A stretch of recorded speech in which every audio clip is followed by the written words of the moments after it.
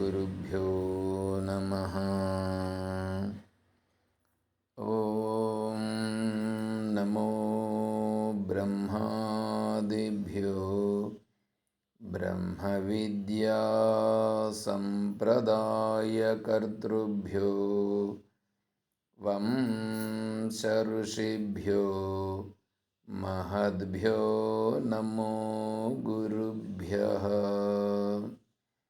ఓం యుక్తాహార విహారాయ వివిక్తస్థలవాసినే మలయాళయతేంద్రాయ బ్రహ్మనిష్ఠాయ తే నమః. ఓం శంకారూపేణ మచ్చిత్తం పంకీకృతమభూద్యయ కిం కరేయస్య సామాయ శంకరాచార్యాశ్రయేత్. ఓం నారాయణం నమస్కృత్య నరం చైవ నరోత్తమం దేవీం సరస్వతీం వ్యాసం తతో జయముదీరయేత్. ఓం సహనా భవతు సహనౌ భునక్తు సహ వీర్యం కరవావహై తేజస్వినావధీతమస్తు మా విద్విషావహై. ఓం శాంతి శాంతి శాంతి.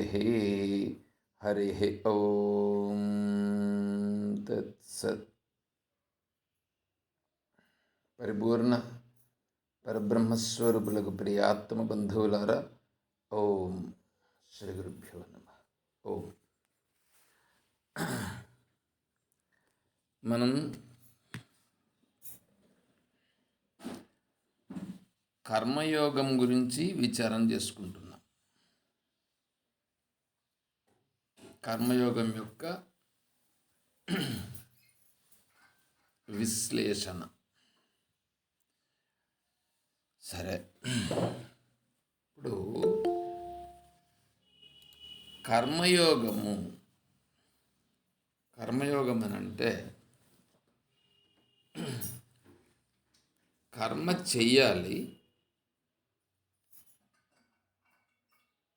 కర్మ చేత బంధింపబడకుండా ఉండాలి. అది ఇప్పుడు కర్మను చేసి కర్మ చేత బంధింపబడకుండా ఉండుట అంటే ఫలము పైన ఆసక్తి లేకుండుట. ఫలము పైన ఆసక్తి లేకుండా ఉండేవాడు కర్మ ఎందుకు చేస్తాడు? ఫలం పైన ఆసక్తి లేకుండా ఉండేవాడు కర్మ చేయడు. ఫలము పైన ఆసక్తి ఉండేవాడే కర్మ చేస్తాడు. ఇప్పుడు మనము ఫలము కావాలని చేస్తుంటాం. శాస్త్రమేమో ఆత్మస్వరూపమునకు కర్మతో కానీ కర్మఫలముతో కానీ సంబంధం లేదని చెప్తుంది. ఇప్పుడు నేను కర్మ చేయాలన్నా చేయకుండా ఉండాలన్నా చూడండి ఎట్లా ఉందో. కర్మ చేస్తే కర్మలో బంధింపబడతా, చేయకపోతే నేను ఆత్మస్వరూపం అనుకొని గమ్మున ఉంటే జీవనం కొనసాగాలిగా, జరగదు. అప్పుడు ఎలాగా అంటే దానికి ఇప్పుడు ఇక్కడ ఏమిటంటే, నాయన కర్మ చెయ్యకుండా నహి కశ్చిత్ క్షణమపి జాతు తిష్టత్యకర్మకృత్ కార్యతే హ్యవశః కర్మ సర్వ ప్రకృతి జైర్గుణై. క్షణము కూడా కర్మ చెయ్యకుండా ఎవడు ఉండలేడు. కాబట్టి ఖచ్చితంగా కార్యతే యవశ కర్మ, కర్మను యవశ తన వశంలో లేకుండానే అవి చేయడం జరుగుతుంది. కాబట్టి ఇప్పుడు ఏం చేయాలి అంటే, ఇప్పుడు ఆత్మస్వరూపము నేను, ఏమండి, ఆత్మస్వరూపము నేను, ఆత్మస్వరూపము నేను అని అంటున్నామే, అది ఆత్మానుభూతితో అంటున్నామా, లేక ఎవరు శాస్త్రం చెప్పిందనో లేదా వేరే వాళ్ళు ఎవరో చెప్పిందనో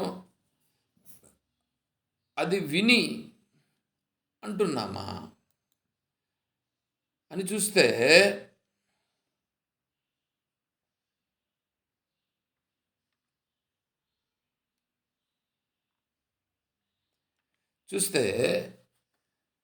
ఇప్పుడు శాస్త్రం చెప్పిందని, ఎవరో పెద్దోళ్ళు చెప్పారని అది విని విని విని విని నేను కూడా ఆత్మస్వరూపం అని అంటున్నాం అంతే.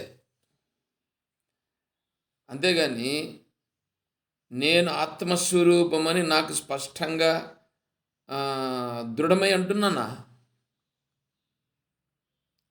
దృఢమై అంటే ఎట్లనాలంటే, ఇప్పుడు నాకు బ్యాంకులో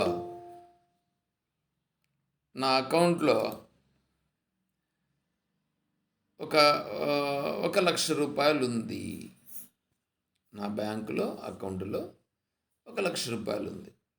ఇప్పుడు నేను ఎట్లా మాట్లాడతాను? నాకు 1,00,000 ఉంది కాబట్టి ఏదైనా మాట్లాడగలిగితే, ఏమండి, 1,00,000 వరకు నేను మాట్లాడగలుగుతా ఫ్రీగా. 1,00,000కు పైన అయిందని అనుకోండి, అప్పుడు నేను మాట్లాడలేను. ఎందుకు? 1,00,000కు పైన మాట్లాడితే నా దగ్గర లేదు. వేరే వాడు 1,00,000కు పైన ఉండేటువంటి వాడు కూడా మాట్లాడుతుంటాడు. వాడు మాట్లాడితే నేను సైలెంట్ అయిపోతాను. ఎందుకంటే నా దగ్గర లేదు, వాడి దగ్గర ఉంది కాబట్టి వాడు మాట్లాడుతున్నాడు. వాడి దగ్గర ఉంది కాబట్టి వాడు మాట్లాడుతున్నాడప్పా, నా దగ్గర లేదబ్బా, నేను మాట్లాడడం లేదు, సైలెంట్ అయిపోయినా. అలాగే ఆత్మానుభూతి, నేను ఆత్మస్వరూపం, నేను ఆత్మస్వరూపం అని ఎవడైతే చాలా స్పష్టంగా నేను ఆత్మస్వరూపం అని ఉన్నాడో, వాడు ఈ శరీరం నేను కాదు అని చెప్పకనే వాడి వ్యవహారంలో తెలుస్తుంది. అట్లున్నానా నేనేమన్నా? లేదు. శాస్త్రం ప్రకారము, పెద్దలు చెప్పేదాని ప్రకారము నేను ఆత్మస్వరూపం కదా. పోనీ నాకు తెలిసినంత వరకు ఆత్మస్వరూపము కర్మ చేయదు, కర్మ చేపించదు, కర్మకు ఆత్మకు బంధము లేదు. ఇప్పుడు చూడండి, కొంతమంది ఉన్నారు ఈ మాట అంటారు, ఏమని? ఆత్మ బంధింపబడదు, ఆత్మ కర్మ చెయ్యదు, కర్మ చేపించదు అని అంటూ వీళ్ళు అన్నీ చేసుకుంటారు, అన్నీ తింటారు, అన్ని వ్యవహారాలు చేసుకుంటుంటారు. ఎస్పెషల్లీ అచల సిద్ధాంతం వాళ్ళు ఇలా ఉంటారు. అంటే నోటితో చెప్పుచున్నారు కానీ ఆచరణలో అది లేదు. నోటితో చెప్పి ఆచరించకుండా పోతే అది మనకి ఎట్లా తెలుస్తుంది? కాబట్టి అది తెలిసేది కాదు, అది స్పష్టమైనది కాదు. ఇప్పుడు మనకు కావాల్సింది ఏంటి? స్పష్టముగా అది అనుభవం కావాలి నాకు. ఇప్పుడు అనుభవం కావాలి, ఏమని? నేను ఆత్మస్వరూపము, ఆత్మస్వరూపమే నేను, ఇది నాకు కావాల్సింది.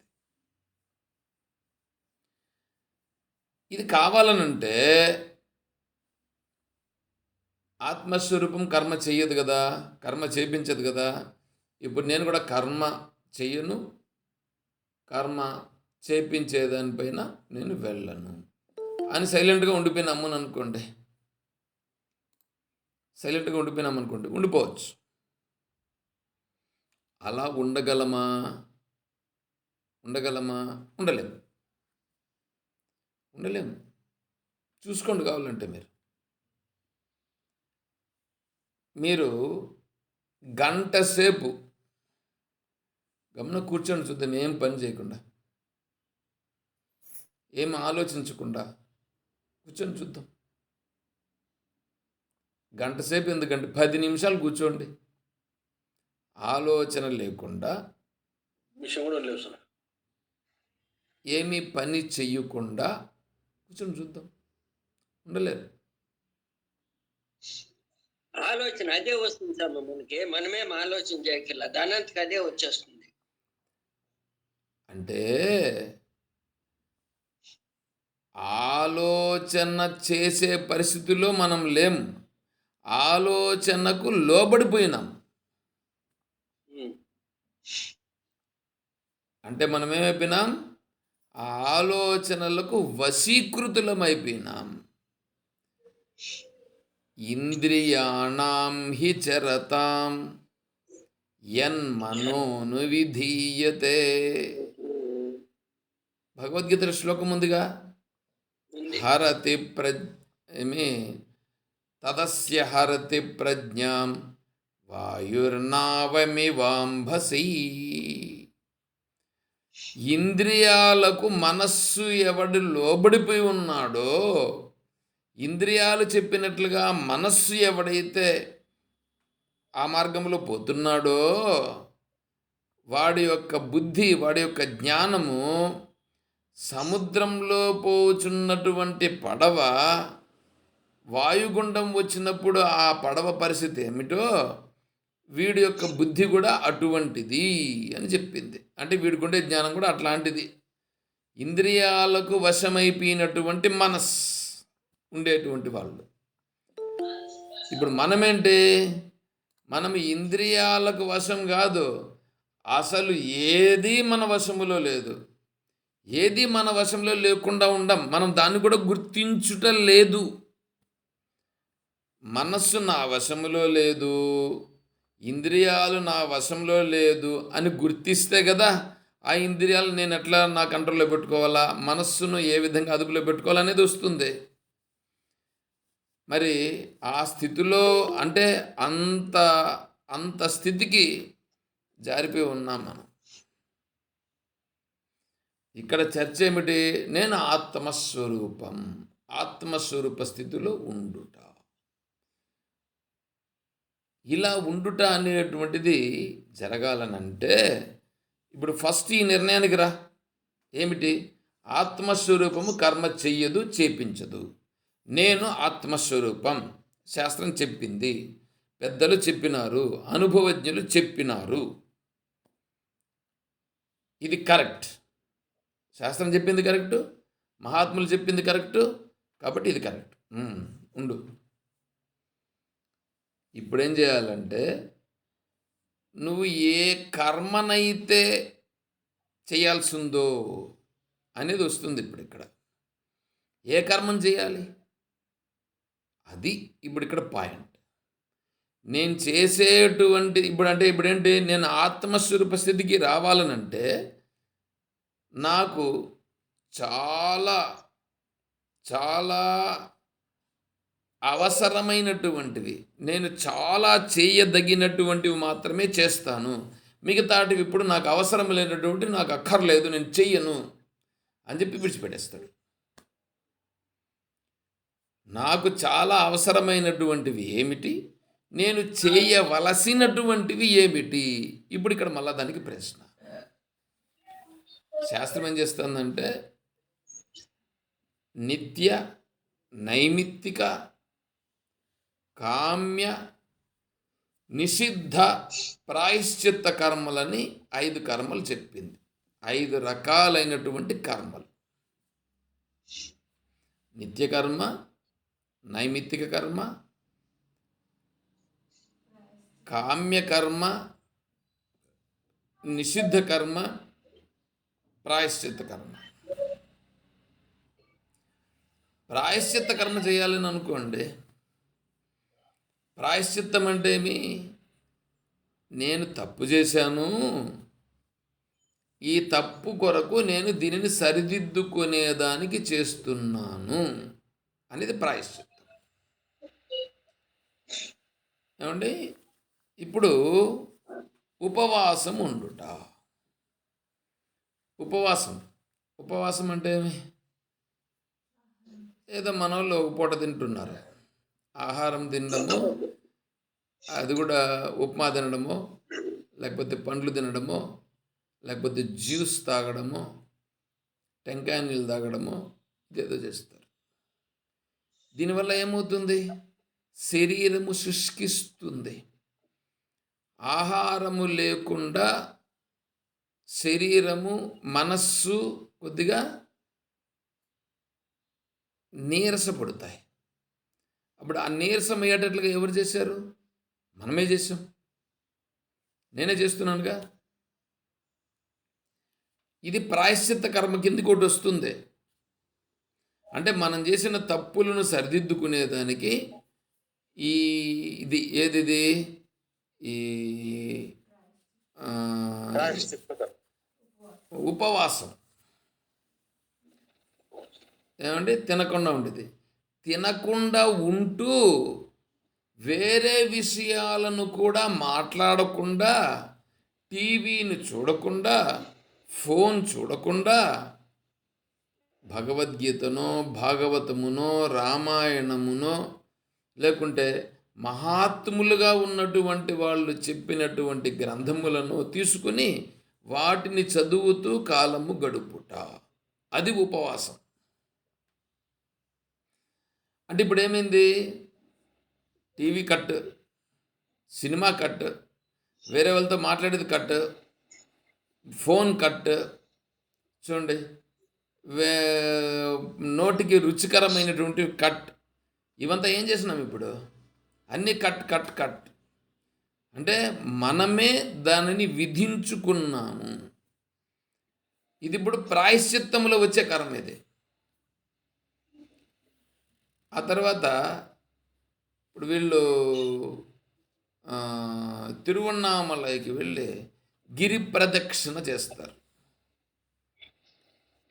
తిరుమలకు కాలినడకన వెళుతారు. ఇంటి దగ్గర నుంచి కూడా కాలినడకన పోయే వాళ్ళు చాలామంది ఉన్నారు. ఇవంతా ఏమిటి? ఆ కాలినడకన పోయేటప్పుడు కాళ్ళకు చెప్పులు కూడా వేసుకోరు. చెప్పులు కూడా వేసుకోకుండా అట్లే నడిచిపోతుంటారు.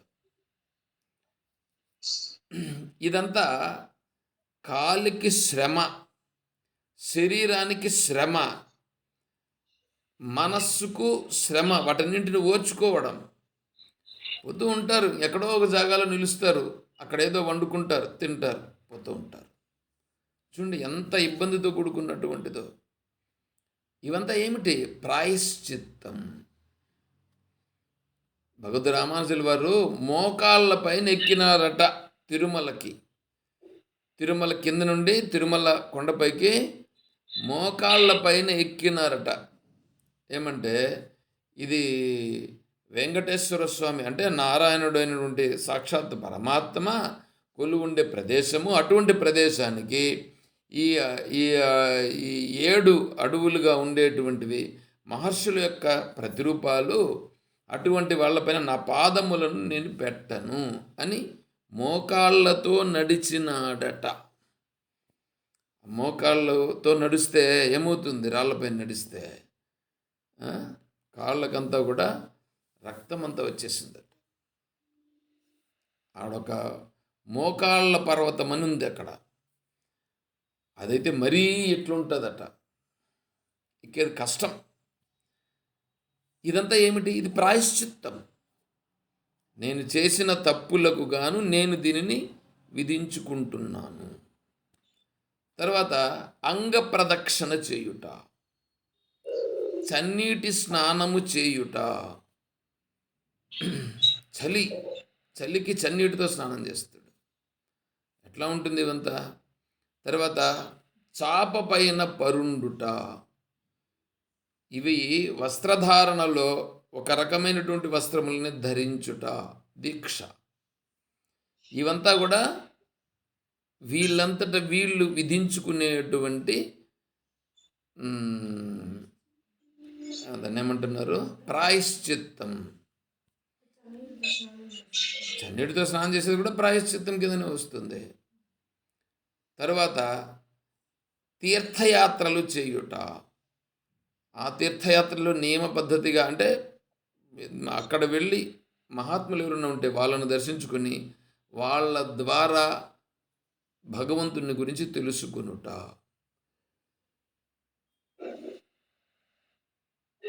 ఇదంతా ప్రాయశ్చిత్తం కిందనే వస్తుంది. వీటన్నింటితో పాటుగా యజ్ఞములో భగవదారాధన రూపంగా ప్రాయశ్చిత్తానికి సంబంధించిన యజ్ఞములు ఉంటాయి.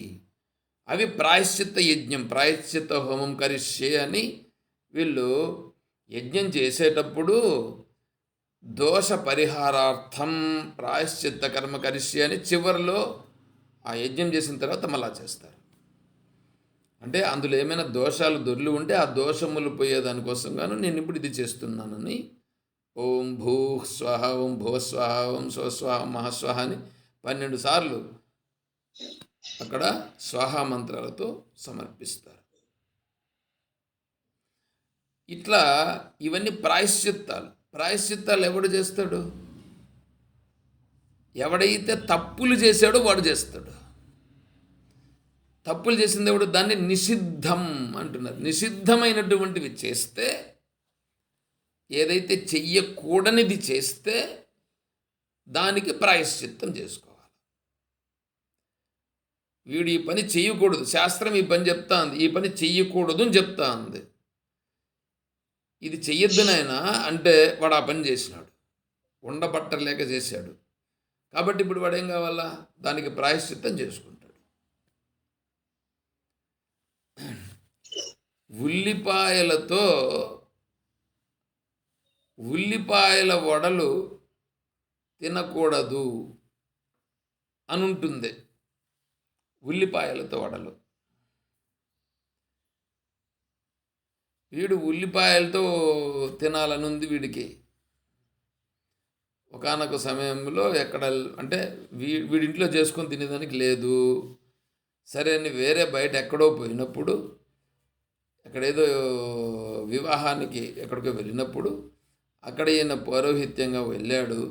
అక్కడ ఆయన వంట మనిషి వచ్చి, వంట స్వామి వచ్చి, ఏం స్వామి మీకేం కావాలో చెప్పండి అని అంటే, రాత్రి 11:30 అయిపోయింది, ఉల్లిపాయలతో వడలు తినాలని ఉందయ్యా, కానీ తినకూడదు నేను అని అన్నాడు. అయ్యో నువ్వు తిను స్వామి, నేను ఇప్పుడు 11:30 అయింది, నీకేం కాదు, నేను చేస్తాను పెడతానని చెప్పి ఎవరు చూస్తాడు? ఇప్పుడు ఎవడు చూడ్డు అని చెప్పి వాడు ఉల్లిపాయలతో చేసి పెట్టాడు. పొద్దున్నే లేచి ఈ వ్యవహారాల దగ్గరికి వచ్చేటప్పటికి పౌరోహిత్యం చేసేటువంటి స్వామి ఉల్లిపాయలు వడలు తిన్నాడంట అని అందరికీ తెలిసిపోయింది. ఇట్లా ఉంటుంది పరిస్థితి. చూడండి ఎట్లా ఉందో. ఇట్లాంటివన్నీ చేసినప్పుడు దానికి కూడా ప్రాయశ్చిత్త కర్మ ఉంటుంది. సరే, ఇప్పుడు నిషిద్ధ కర్మ చేస్తే ప్రాయశ్చిత్త కర్మ. నేను నిషిద్ధ కర్మలు చెయ్యను, నాకు ప్రాయశ్చిత్తంతో పని లేదు. చూడండి ఎట్లా ఉండదు. అంటే ప్రాయశ్చిత్త కర్మ మాంసభక్షణము చేయకూడదు, ధూమపానము చేయకూడదు, పరస్త్రీని కామించకూడదు, దొంగతనము చేయకూడదు, అసత్యమును ఆడరాదు, శాస్త్రం విధించినట్లుగా ఉదయము సాయం వేళలో సంధ్యావందనము చేసి తీరుతాను.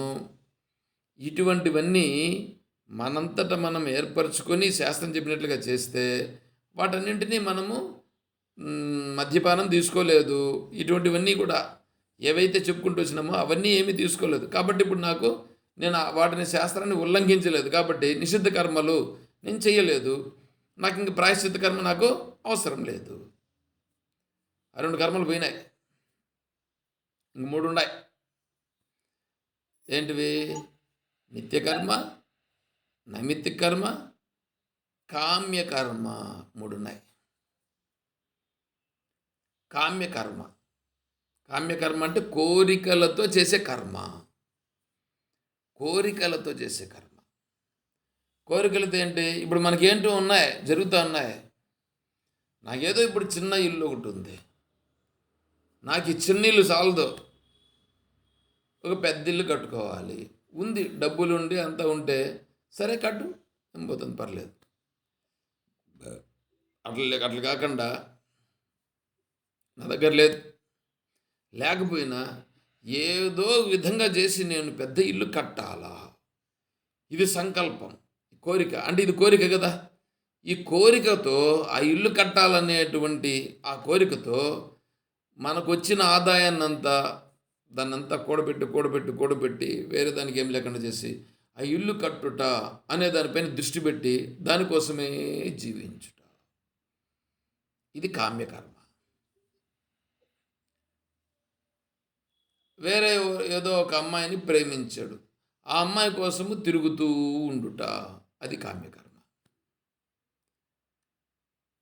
నా నా వ్యవసాయం చేస్తున్నాడు, వ్యవసాయం చేసే దాంట్లో నాకు నిరంతరము దానికి సంబంధించే దీంట్లో పంట వేస్తాడు, దాంట్లో ఒక 50 బస్తాలు వచ్చేట్టుగా ఉంటుంది. కానీ వీడేమిటంటే నాకు 100 బస్తాలు రావాలి అని అనుకొని చేయుట, ఇది కామ్యకర్మ. అది నేను చేయాల్సింది చేస్తాను, రావాల్సింది వస్తుంది, కానీ నేను చేసేది కరెక్ట్గా చేస్తానని చెయ్యాలా. కానీ వీడు అట్లా చేయడు, దాన్ని కామ్యకర్మ ముందుగానే డిసైడ్మెంట్ చేసుకున్నాడు. నాకు 100 బస్తాలు రావాలా అనే దృష్టితో పెట్టుకొని చేస్తాడు. తర్వాత దేవుని దగ్గరికి పోతాడు, దేవుని దగ్గర కర్మ చేస్తాడు, టెంకాయలు కొడతాడు. టెంకాయలు కొట్టి 10 టెంకాయలు కొట్టి నాకు పలానా కోరిక తీర్చుకోవాలి, ఈ కోరిక ఉండదని చెప్తాడు దేవునితో. అంటే ఇప్పుడు ఇదేమైంది? కామ్యకర్మ. నీ మనస్సులో ఏదైనా కోరిక పెట్టుకొని ఆ కోరిక నెరవేరుట కొరకు నువ్వు చేస్తే అదంతా కామ్యకర్మ. ఏమన్నా పెట్టుకొని చెయ్యి, అదంతా కామ్యకర్మే. నువ్వు యజ్ఞం కూడా చేసినావు అనుకో, యజ్ఞం కూడా మనస్సులో కోరిక పెట్టుకొని చేసావు అనుకో, అది కూడా కామ్యకర్మే.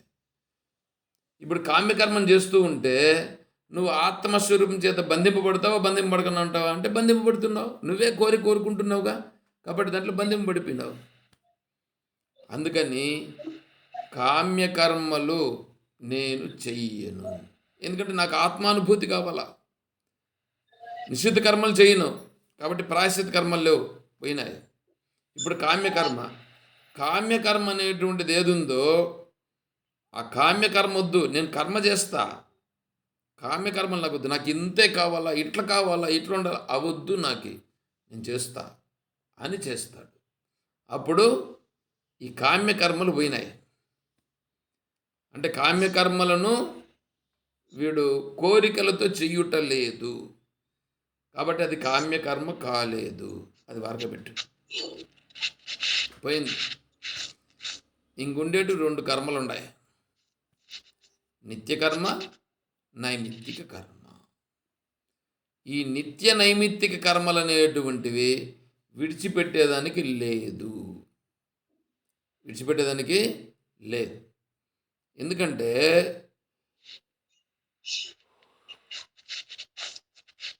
ఈ నిత్యకర్మ, నైమిత్తిక కర్మ అనేటువంటివి విధి కర్మలు, నియమ విధి కర్మలు. నియమ విధి అంటే ఆచరించి తీరాల్సినటువంటివి, వాటిని ఆచరించకుండా ఉండేదానికి లేదు, కాబట్టి వాటిని ఆచరించి తీరాలి. ఉదయము సాయంకాలము సంధ్యావందనము చేయాలి, ఇది నియమం, విధి అంటే నువ్వు చేసి తీరాలని కరెక్ట్గా మన మీద పెట్టినటువంటి రుద్దినటువంటిది, ఇది నిత్యకర్మ. తర్వాత నిత్యాగ్నిహోత్రం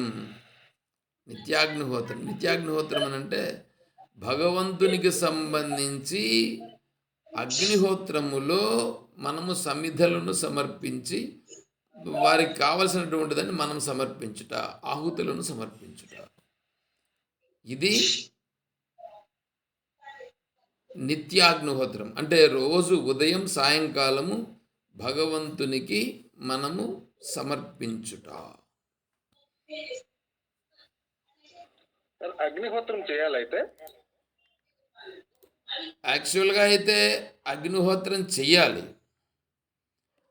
అది అది శిఖాయజ్ఞోపవీతము ఉన్నటువంటి వాడు చేసి తీరాలి. ఆ అగ్నిహోత్రము చేసే విధానాన్ని కూడా స్వామీజీ సింప్లిఫికేషన్ చేసి ఉన్నారు.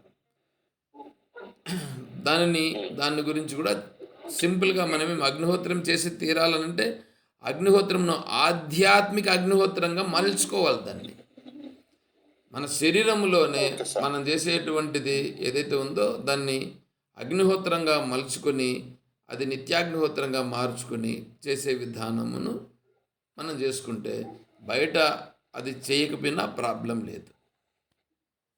అంటే ఎలా చేయాలి స్వామి? తెలీదు. అది చెప్తాంలేండి. సరే స్వామి.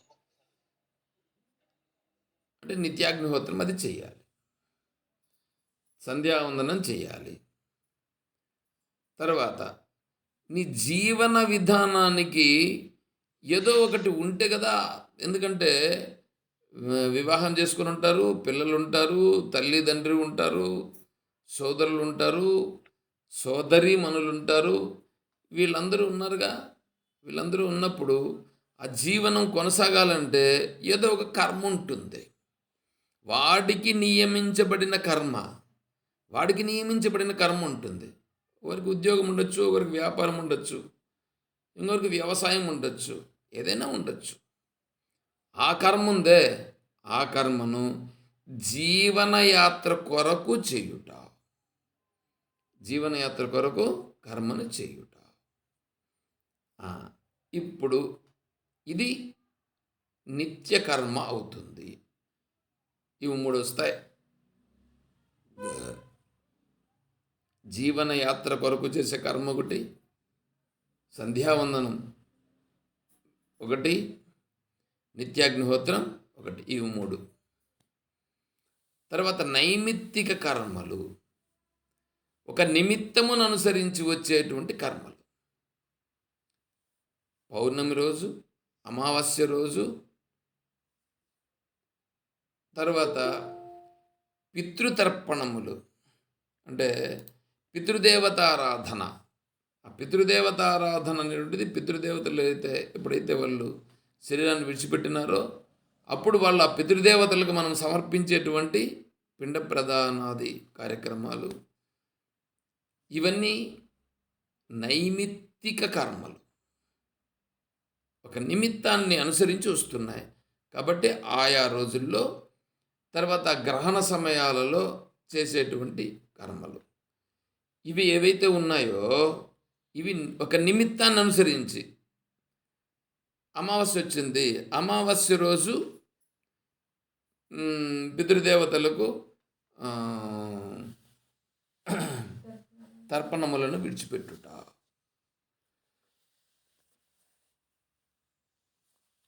ఉత్తరాయణ దక్షిణాయన పుణ్యకాలం వచ్చింది, అప్పుడు చేయాల్సిన చేయుట. పౌర్ణమి వచ్చింది, అప్పుడు చేయాల్సిన చేయుట. ఇవన్నీ ఒక నిమిత్తముతో వస్తున్నటువంటివి. కాబట్టి ఆ నిమిత్తంతో వచ్చిన కర్మలను చేయుట, దాన్ని నైమిత్తిక కర్మ అని అంటారు. ఇవి రెండింటిని విడిచిపెట్టకూడదు. నిత్యకర్మ, నైమిత్తిక కర్మ రెండింటిని విడిచిపెట్టకూడదు. సరే, ఇప్పుడు నేను ఆత్మస్వరూపం కదా. నేను ఆత్మస్వరూపం అయితే నిత్యకర్మ, నైమిత్తిక కర్మ, ఇంకోటేమో కామ్యకర్మలు, ప్రాయశ్చిత్త కర్మలు, నిషిద్ధ కర్మలు, అవేమో వాటిని విడిచిపెట్టేసినాం, వాటితో పని లేదు. వాటిని గురించి చెప్పే శాస్త్రంతో కూడా ఇంకా పని లేదు. ఈ నిత్య కర్మలు, నైమిత్తిక కర్మలకు సంబంధించి ఉందే అవి చేసి తీరాలా. అవిటిని చేస్తే నేను బంధింపబడతాను. అవి కూడా బంధింపబడతాను. అయితే చేయాల్సిన పని లేదా? చెయ్యాలి, బంధింపబడకూడదు. చూడండి ఎట్లా ఉందో. అంటే ఇప్పుడు ఏమవుతుంది, ఆ, ఈ నిత్య కర్మలు నైమిత్తిక కర్మలను నేను చేస్తే, చెయ్యవలసిన ప్రకారంగా చేస్తే రావాల్సింది వచ్చి తీరుతుంది. చేయాల్సింది చేస్తే రావాల్సింది వస్తుంది. ఏమంటే వ్యవసాయం చేస్తున్నారండి. వ్యవసాయం చేసేటప్పుడు విత్తనములను మంచి విత్తనాలుగా ఉండే వాటిని చూసి మనం విత్తనాలు వేసినాం. దానికి వరి నాటినాం. వరి నాటినప్పుడు దాన్ని మడి చదును చేసి సక్రమంగా నాటి దానికి ఏదో ఎరువులు వాటిని వేసి దానికి ఇప్పుడు ఎంత మందులు కూడా వచ్చేసినాయి, మందులు కూడా ఏదో కొట్టి చేస్తూ ఉంటాం. అంటే ఏంటి, ఈ పని చెయ్యడం నా కర్తవ్యం, ఈ పని చెయ్యడం నా కర్తవ్యం అని చేస్తాం. శాస్త్ర నిషిద్ధము కాని కర్మలను చెయ్యాలి. ఇక్కడ శాస్త్ర నిషిద్ధమైన కర్మలు లేదు. శాస్త్ర నిషిద్ధమైనటువంటి ఆడు చెప్పేశాంగా, ఆడు పోయినాయి. కాబట్టి శాస్త్రము చేత ఏదైతే చెప్పబడిందో అవి నాకు, నా కులమును గురించి కావచ్చు, లేదా నేనుండే స్థితిని గురించి కావచ్చు, ఇప్పుడు నాకు ఏది నియమించబడిందో ఆ కర్మను చేయాలి. ఇప్పుడు ఆ కర్మను చేస్తూ కర్తవ్య కర్మగా చేయుట. ఫలము పైన దృష్టి వద్దు. ఫలం వచ్చేది ఏదో వస్తుంది, అది వచ్చేది రానే వస్తుందండి. ఇప్పుడు నువ్వు అనుకున్నా వస్తుంది, నువ్వు రాకపోయినా వస్తుంది, నువ్వు అనుకోకపోయినా వస్తుంది. ఆ వచ్చేదానిపైన నువ్వెందుకు దృష్టి పెడతావు? వచ్చేదానిపైన దృష్టి కంటే నేను చెయ్యాల్సింది చేస్తున్నాను స్పష్టముగా ఖచ్చితంగా, అప్పుడు మాత్రం నువ్వు కరెక్ట్గా చేయగలుగుతావు. అట్లా చేస్తే అప్పుడు ఫలితం ఆటోమేటిక్గా వస్తుంది. ఆ వచ్చిన ఫలితముతో తృప్తిని పొందుట. యదృచ్ఛాలాభ సంతుష్టో ద్వంద్వాతీతో విమత్సరః సమః సిద్ధావసిద్ధౌ చ కృత్వాపి న నిబధ్యతే. చూడండి ఇప్పుడు ఇక్కడ యాదృచ్ఛికంగా సంపాదించబడినటువంటిది, అంటే సంప్రాప్తించబడినటువంటిది ఉందే, యాదృచ్ఛికంగా నీకు వచ్చినటువంటి లాభం అని అంటే నీకేదో రావాల్సింది ఫలితం వచ్చింది. అంటే యాదృచ్ఛికంగా నువ్వు ఎక్స్పెక్టేషన్ చేయకుండా వచ్చేటువంటి దాన్ని యాదృచ్ఛికం అని అంటారు. అంటే నువ్వు ఎక్స్పెక్టేషన్ చేయలేదు, కానీ నువ్వు చేసావు, కర్మ చేసిన దానివల్ల నీకు రావాల్సింది వచ్చింది. అదే నిన్న కూడా చెప్తూ వచ్చాను నేను, అయ్యా నేను ఉద్యోగానికి పోతున్నాను, ఉద్యోగం చేస్తున్నా, నా డ్యూటీ నేను చేస్తాను, నా కర్తవ్యాన్ని నేను చేస్తాను. నా కర్తవ్యాన్ని నేను చేస్తే ఏమవుతుంది, జీతం రానే వస్తుంది, జీతం ఎలాగూ వస్తుంది. నా కర్తవ్యంగా చెయ్యి. ఇప్పుడు ఇక్కడ చూడండి ఎట్లా ఉందో. కానీ మనం ఏం చేస్తున్నాం, నా కర్తవ్యాన్ని కూడా డబ్బుల కోసం దాన్ని అమ్మేస్తున్నాం, దాన్ని ఇంకొక రకంగా చేస్తున్నాం. తద్వారా ఏమైపోతున్నాం, మామూలుగా వచ్చేదానికంటే ఎక్కువ ఆదాయం సంపాదిస్తున్నాం. తద్వారా వీడు ఏదేదో అవుతున్నాడు. బాగానే ఉంది. వీడు ఇప్పుడేమైపోతున్నాడు, దానిలో చుట్టుకొని పోతున్నాడు. నువ్వు ఆత్మస్వరూపం అని కదా నువ్వు తెలుసుకోవాలని అనుకుంటున్నావు.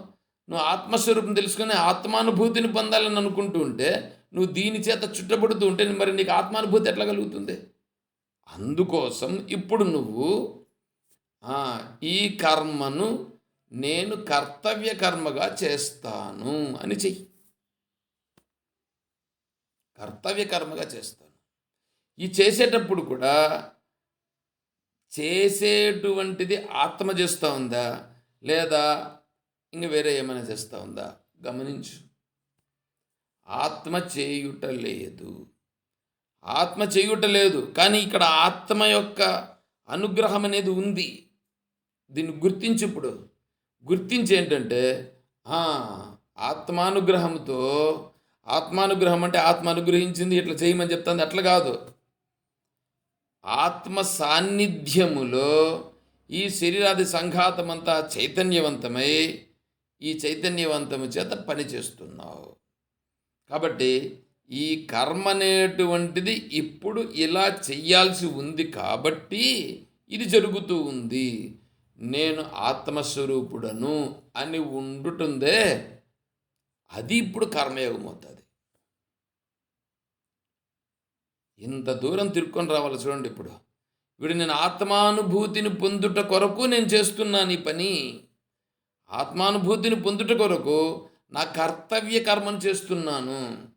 అంటే నాకు విధించబడిన కర్మను, అది కూడా కర్తవ్య కర్మను నేను చేస్తున్నాను. దీనిలో కూడా ఫలమును నేను ఆశించటం లేదు. అదేదో వచ్చేది వస్తుంది, దానితో నా జీవనం గడుస్తుంది. ఏమండి, అర్థమవుతుంది ఇప్పుడు ఇక్కడ? ఇలా చేస్తే అప్పుడు వీడు చేసేదంతా కూడా ఏమవుతుంది? అప్పుడు అది కర్మయోగం అవుతుంది. అది కర్మయోగం అవుతుంది. అంతేగాని ఊరికి కర్మ చేసే రామార్పణం అంటే అది కర్మయోగమేం కాదు. ఊరికే రామార్పణం అంటే కర్మయోగం కాదు. అయితే రామార్పణం అనకూడదా? అను. ఇట్లా అంటూ అంటూ అంటూ వస్తే ఆ రామార్పణం అనేటటువంటి దాని యొక్క ప్రభావం పెరిగి పెరిగి నీకు పుణ్య ప్రభావం పెరిగి ఒకానొక రోజుకి ఈ జన్మలో రావచ్చు, లేదా ఇంకో జన్మలో రావచ్చు, లేదా ఇంకో తర్వాత జన్మలో రావచ్చు, ఈ పుణ్యం పెరిగి పెరిగి పెరిగి ఒకానొక రోజుకి ఎప్పటికో ఈ ఈ వివేకం, ఇప్పుడు చెప్పినటువంటి వివేకం నీకు కలుగుతుంది. ఈ వివేకం కలగడం కోసం గాను నువ్వు ఇప్పుడు చెప్తా ఉండేటువంటి విధానం ఏది ఉందో అది చేసుకుంటూ చేసుకుంటూ చేసుకుంటూ కొన్ని జన్మలు ఎత్తితే ఆ జన్మల్లో పరిపక్వత కలిగి, అంటే పుణ్యం పెరిగి దానివల్ల పరిపక్వత కలిగి ఎప్పుడో కొన్ని జన్మల తరువాత నీకు ఈ భావన అక్కడ కలుగుతుంది. ఇప్పుడు మనం ఏం చేస్తున్నాం? కొన్ని జన్మల తర్వాత జరగాల్సినటువంటి, అంటే పొందబడేటువంటి ఆ బుద్ధి, ఆ వివేకం ఏదుందో అది ఇప్పుడే తెలుసుకుంటున్నాం. ఇప్పుడు తెలుసుకున్నామంటే అర్థం ఏమైంది? కొన్ని జన్మలను దాటుకొని ముందుకు వెళ్ళిపోయినట్లు అయిపోయింది ఇప్పుడు ఇక్కడ. కర్మయోగం అనేటప్పుడు ఇది ఈ ప్రకారంగా చేస్తే అప్పుడు కర్మ జరగాల్సింది జరుగుతుంది. నేను ఆత్మ అనుభూతి కొరకు మాత్రమే ఉన్నాను. శరీర యాత్ర కొరకు, జీవన యాత్ర కొరకు జరగాల్సింది జరుగుతున్నది అంతే. చూడండి ఎట్లా ఉందో. అప్పుడేమవుతుంది? ఈ నిత్యకర్మ, నైమిత్తిక కర్మ, ఇవి రెండు అనేటువంటివి కూడా ఈ ప్రకారంగానే చేస్తాడు. ఈ ప్రకారంగా చేసినప్పుడు క్రమంగా క్రమంగా క్రమంగా మనస్సు ఏమవుతుందంటే మనస్సు శుద్ధతను పొందుతూ వస్తుంది. మనస్సు ఎందుకు శుద్ధత పొందుతుంది? మనస్సులో ఇప్పుడు వేయటం లేదు కదా, ఈ కోరికలు అవి ఇవన్నీ ఏం వేయట్లేదు, కానీ కర్మ మాత్రం చేస్తున్నాం. అంటే ఏమిటి? నాకు ఉండేటువంటి విధించబడినటువంటి కర్మ ఏది ఉందో ఆ విధించబడిన కర్మను మాత్రం చేస్తున్నాం. ప్రారంధంలో ఉండే కర్మే అది వచ్చింది, ప్రారంధంలో ఉండే కర్మనే ఇక్కడ చేస్తున్నాం. ఆ ప్రారంధంలో ఉండే కర్మను చేస్తూ ఉన్నప్పుడు కూడా మామూలుగా అయితే దాన్ని చేస్తూ ఇది నేను చేస్తున్నాను, నేను దీంట్లో నుంచి పలానా ఫలం కావాలా, ఎంత పెరగాల అట్లా ఉండేది. కానీ ఇప్పుడేమైంది? నేను చేయాల్సింది చేస్తున్నాను, కానీ నాకు మనసులో అయితే నేను ఆత్మస్వరూపుడను, నాకు వీడితో పని లేదు, నాకు ఆత్మానుభూతి కావాలి అని ఉంది. అట్లా ఎవడికి ఉందో అట్లా ఉన్నటువంటి వాడు ఆ శరీరముతో జరిగేటువంటి కర్మ జరుగుతుంది, కానీ అది కర్మ అనబడదు. దానిని క్రియ అని అంటారు. కర్మ క్రియ. కర్మ ఎప్పుడవుతుంది, క్రియ ఎప్పుడవుతుంది అని అంటే శరీరముతో మనస్సుతో కర్మలు చేసి నేను చైతన్య స్వరూపము, ఈ చైతన్య స్వరూపము నేను, ఈ శరీరము కానీ ఈ శరీరంతో చేసే కర్మలు కానీ దాని నుంచి వచ్చే ఫలితాలు కానీ నాకేమీ సంబంధము లేదు అని ఎవడైతే దృఢంగా ఉన్నాడో వాడు చేస్తున్నాడు ఇప్పుడు అదే. ఆ వాడు చేస్తూ ఉండేటువంటిది ఇప్పుడు ఇక్కడ మనస్సులో దాని నుంచి ఫలం అనేది దీని మీద పడకుండా చేసుకుంటున్నాడు. తద్వారా ఏమైంది?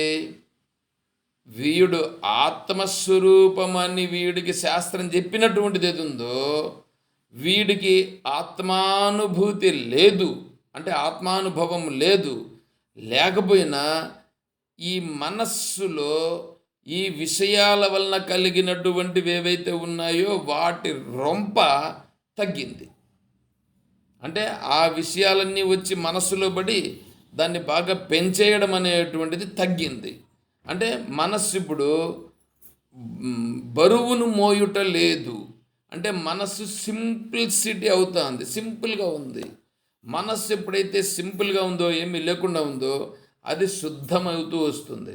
మనస్సు ఎప్పుడైతే శుద్ధమవుతూ వస్తుందో, ఆ మనస్సు సాత్విక గుణము చేత ఏర్పడింది కాబట్టి దానికి తెలుసుకునే సామర్థ్యం వస్తుంది. ఆ తెలుసుకునే సామర్థ్యం ఎప్పుడు వస్తుందో వెంటనే అది నిత్యానిత్య వస్తు వివేకం ఏంటి అనేది గుర్తిస్తుంది. నిత్యమేది అనిత్యమేది. ఇప్పుడు నేను దేన్ని తెలుసుకోవాలా, అనిత్యాన్ని తెలుసుకోవాలా, నిత్యాన్ని తెలుసుకోవాలా అనేది వస్తుంది. అప్పుడు నిత్యం వైపు నేను వెళ్ళాలి అనేటువంటిది నిశ్చయం అవుతుంది.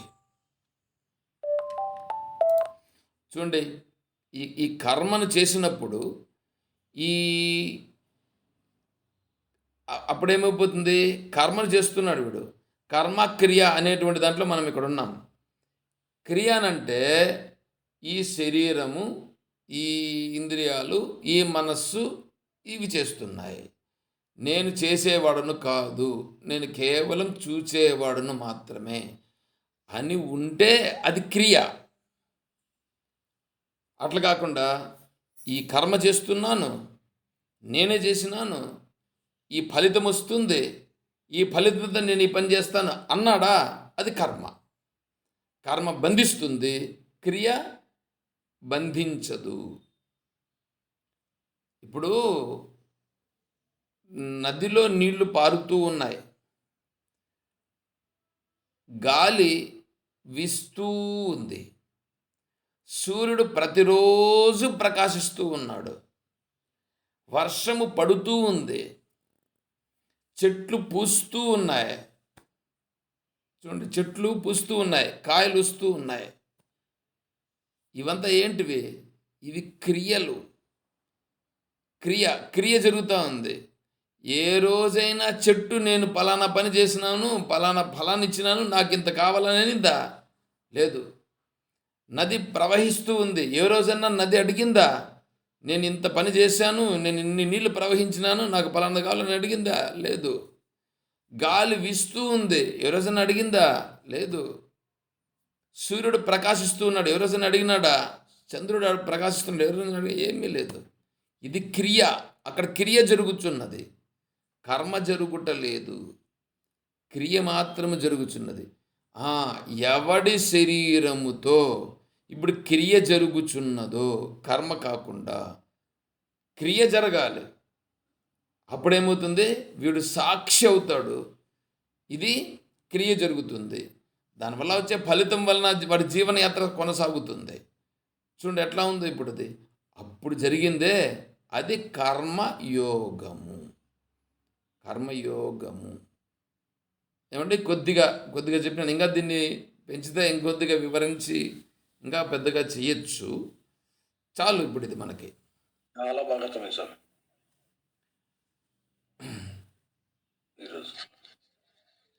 చాలా బాగా అర్థమైందా? అంటే బాగానే చెప్పారు సార్, అది చాలా అర్థమైంది ఈరోజు. క్లియర్ గా బాగా చెప్పారు సార్. భలే అయిపోయింది మాకు, నాకైతే మిగతా వాళ్ళ గురించి కదా. కాబట్టి విజయమ్మ గారు రేజ్ చేశారు. చెప్పండి అమ్మగారు. జై శ్రీకృష్ణ సార్. హరి ఓం. సార్ మీరు కోపడకూడదు. అయ్యయ్యో, నాకు కోపం వస్తుందే.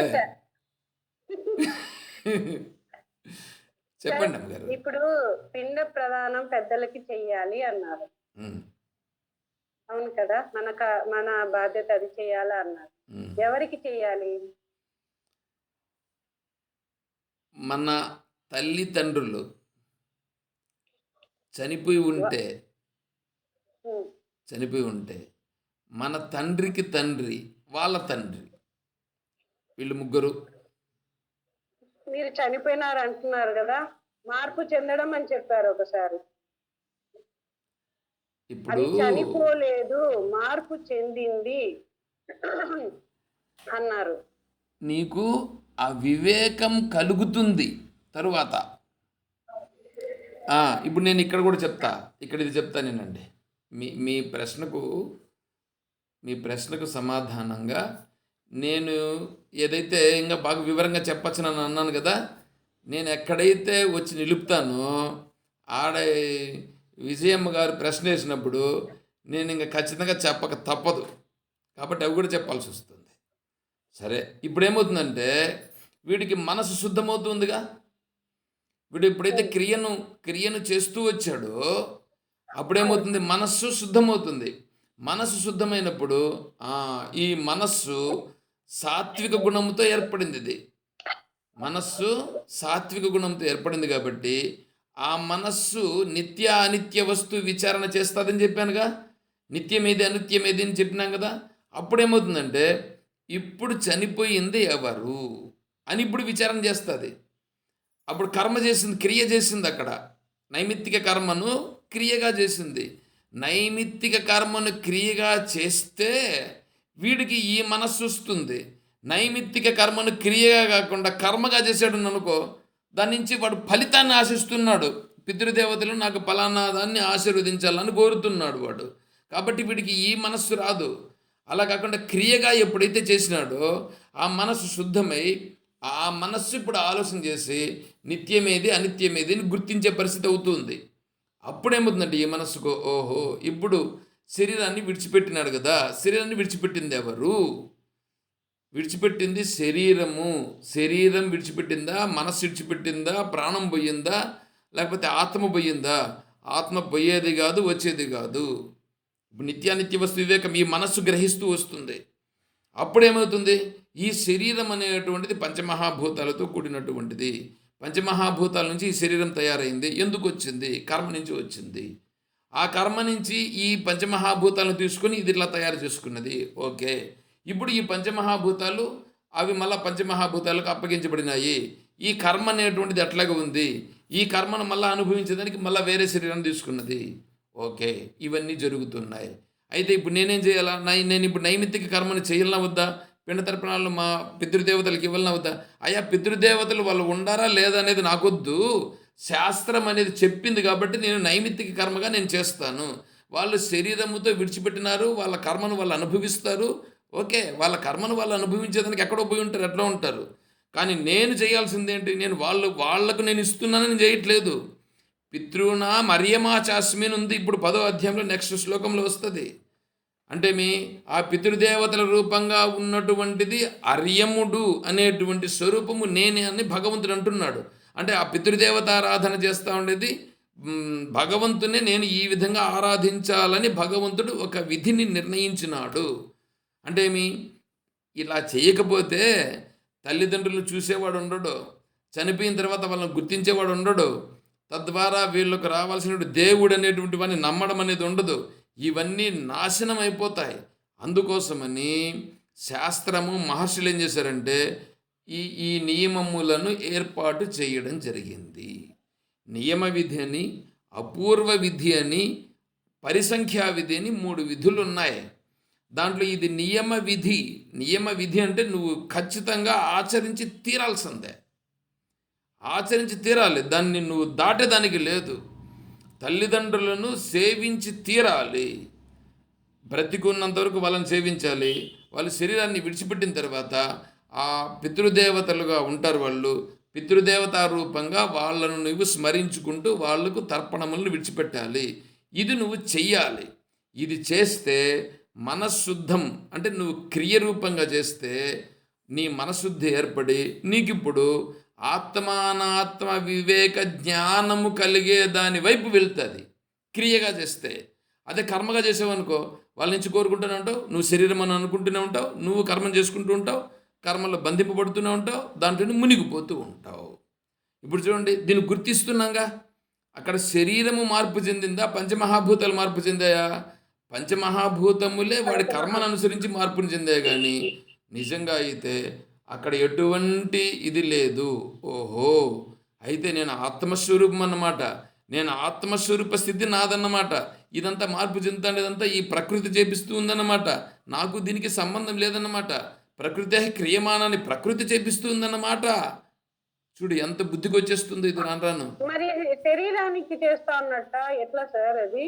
శరీరానికి ఇప్పుడు మీరు అన్నారు కదా, ఇది పంచమహాభూతాలు, ఇది మార్పు చెందింది ఇట్లా అన్నారు. మీరు ఖచ్చితంగా క్రియ చెయ్యాలి అక్కడ అన్నారు కదా, అదే పిండ ప్రదానం చెయ్యాలి అన్నారు కదా, అది దేనికని చెయ్యాలి? భగవంతునికి ఆరాధన రూపంగా చేయుట, భగవదారాధన రూపంగా. పితృదేవతలు కనుక అది చేయడం. ఇప్పుడు ఇక్కడ పితృదేవతలుగా ఉన్నది భగవంతుడే. తల్లిదండ్రులను ఆరాధించుట కాదు, తల్లిదండ్రుల రూపంగా ఉన్నది భగవంతుడే. మాతృదేవో భవ, పితృదేవో భవ, ఆచార్య దేవో భవ. మీకు తెలిసిందే కదా. తెలుసు సార్. తల్లిని కాదు సేవిస్తూ ఉండేది, తల్లి రూపములో ఉండే భగవంతుణ్ణి. తండ్రిని కాదు, తండ్రి రూపంలో ఉండే భగవంతుణ్ణి. ఇది అంటే భగవంతుని మార్గం వైపు నా మనస్సు పోతున్నది, నా మనస్సుకు భగవంతుని తత్వం పట్టుచున్నది. అర్థమవుతుందా? సరే, ఒకవేళ ఆత్మస్వరూపంలోకి వెళ్ళిపోయిన వాళ్ళు ఉండండి, ఒక్క నిమిషం ఉండండి. విజయమ్మ గారు మీరు చెప్పండి.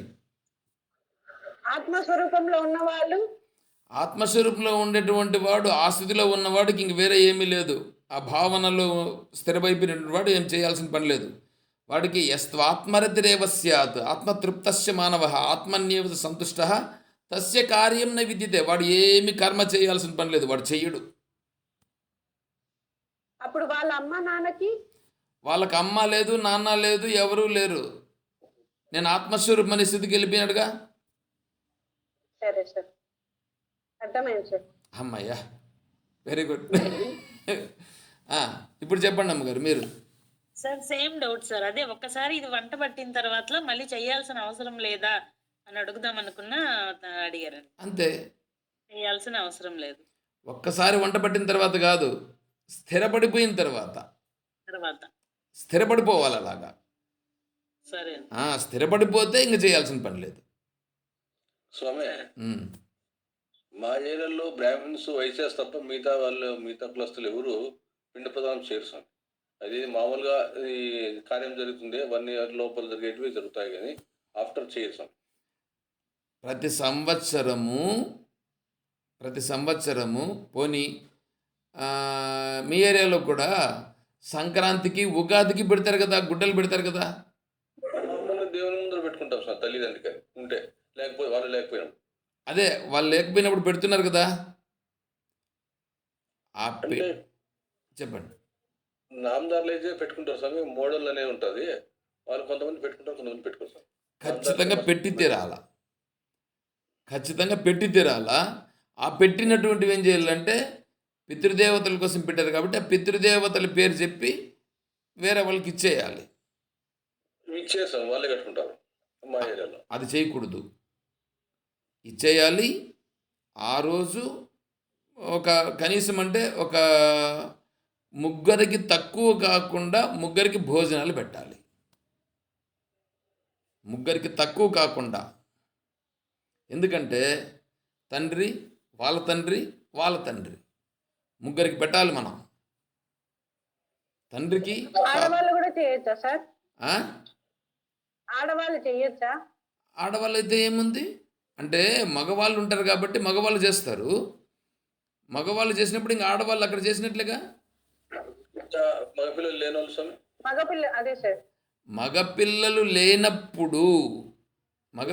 లేనప్పుడు ఏం చేస్తారంటే, ఇప్పుడు కూతురు ఉంటుంది కదా, కూతురుకు కొడుకు పుట్టేటువంటి వాడిని నాకు కర్మక్రియలు చేసేటట్లుగా కూతురికి వివాహం చేసేటప్పుడు వాళ్ళ దగ్గర నుంచి ఒక వాగ్దానం తీసుకుంటారు.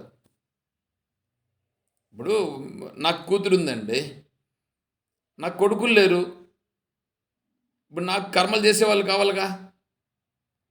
నాకు కర్మలు చేయాలంటే కూతురు చేసేదానికి లేదని అనుకోండి, అప్పుడేం చేయాలా? కూతురుకు కొడుకు పుడతాడుగా, కూతురుకు కొడుకు పుడితే ఆ కొడుకు నాకు కర్మలు చేసేటట్లుగా ఒకటి. ఇప్పుడు కూతురికి కొడుకులు లేరు కూడా అనుకోండి, కూతురికి కూడా కొడుకులు లేరు. అప్పుడేం చేయాలి? అప్పుడేం చేయాలంటే ఈ కూతురు భర్త ఉందిగా, కూతురు భర్తతో కలిపి వీళ్ళు ఈ ఈ వీళ్ళ దీనికి సంబంధించినటువంటి దీన్ని చేయవచ్చు.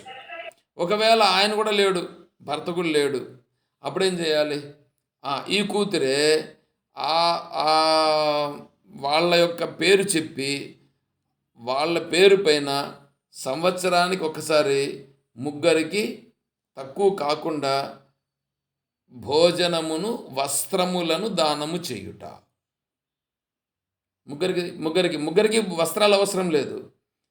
నీకు ఇవ్వగలిగే సామర్థ్యం ఉంటే ముగ్గురికి ఇవ్వచ్చు, లేదా ఏదో కొద్దిగా దానం చేసి ఇవ్వచ్చు. కనీసం. అర్థమైందా? ఏం విజయమ్మ గారు? సార్ అర్థమైంది సార్. ఇదండి కర్మయోగం గురించి. కొద్దిగా ఈ కర్మయోగమును చేస్తూ పోతే ఏమవుతుందంటే ఈ కర్మయోగమే మనశుద్ధిని కలిగిస్తుంది. కర్మయోగము మనశుద్ధిని కల్పించి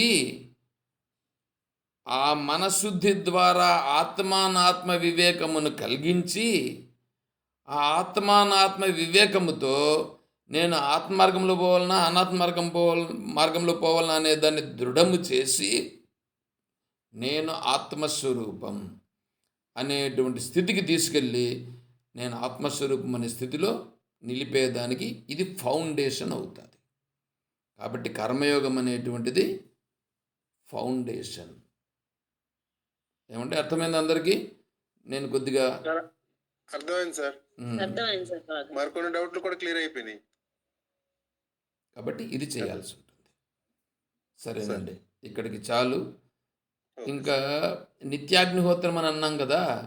నిత్యాగ్నిహోత్రం అనేటువంటి దానికి ఏంటంటే ప్రతిరోజు సంధ్యావందనం చేసిన తరువాత స్వామివారు ఏం చెప్పారంటే, మామూలుగా అయితే అగ్నిహోత్రం చేసి అగ్నిహోత్రంలో ఆ హోమములో మనం సమర్పించాల్సి ఉంటుంది ఆహుతులను. కానీ ఇక్కడ ఏం చెప్పారంటే ప్రతిరోజు ఉదయం పూట అయితే సూర్యుని వైపు కూర్చొని కుడిముక్కు గుండా గాలిని బాగా తీసుకుంటూ ఓం సూర్యాయ స్వాహ అని గాలిని తీసుకోవడం. అదే కుడిముక్కు గుండా గాలిని విడిచిపెడుతూ సూర్యాయ ఇదం నమః అని విడిచిపెట్టుట. తర్వాత ఎడమ ముక్కు గుండా గాలిని పీల్చుకుంటూ ఓం అగ్నయే స్వాహ అని గాలిని పీల్చుకుంటూ ఈ మంత్రం చెప్పుకోవడం. తర్వాత గాలిని విడిచిపెడుతూ ఎడమ ముక్కు గుండా ఓం లేదు అగ్న్యాయ ఇదం నమః అని విడిచిపెట్టుట. నమః ఓం సూర్యాయ స్వాహ సూర్యాయ ఇదం నమః ఓం అగ్నయే స్వాహ అగ్న్యాయ ఇదం నమః అని 3 సార్లు చేయుట ఉదయం. ఇది నిత్యాగ్నిహోత్రంతో సమానం.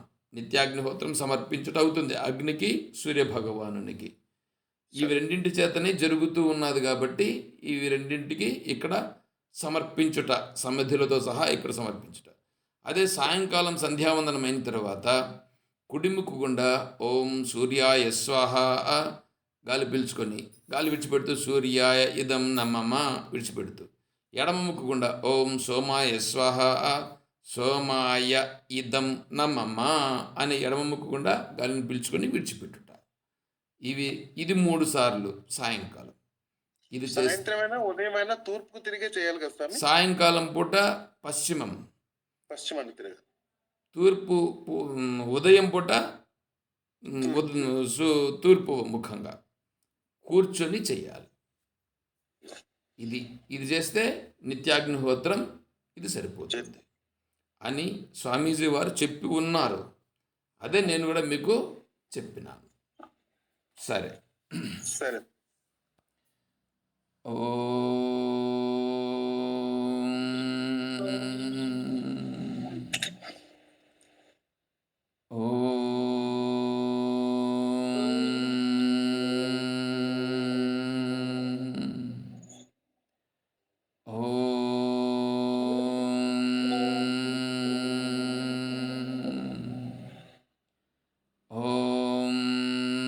असतो मा सद्गमय ॐ तमसो मा ज्योतिर्गमय ॐ मृत्योर्मा अमृतं गमय ॐ शान्तिः शान्तिः शान्तिः हरिः ॐ तत्सत् ॐ सर्वं श्री सद्गुरुचरणारविन्दार्पणमस्तु ॐ जय बोलो श्री कृष्ण परमात्मा की जय बोलो गीता माता की जय बोलो भक्त मंडली की